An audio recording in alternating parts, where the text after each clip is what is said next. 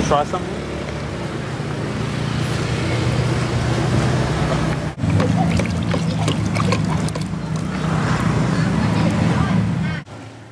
This delicious Thai dish would have to be one of my all-time favourites that I've discovered whilst on my travels in Thailand. In Thai, it's called Chow Gi-up Pak.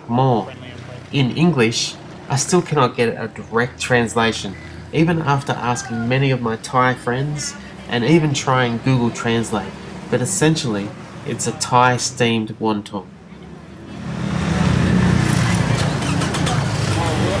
What is inside?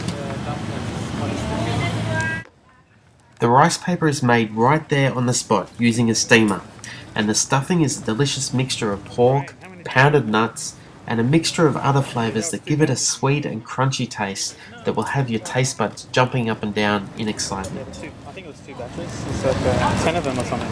Wow.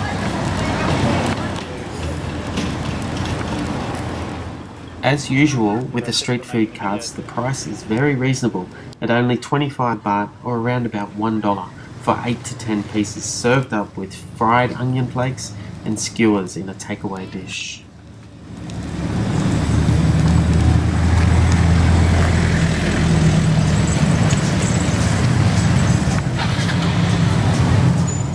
This food cart should be easy to recognise from the distinctive steamer you see on the side that makes the rice paper wrapping.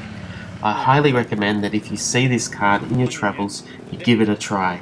It is so tasty. You'll be back for more.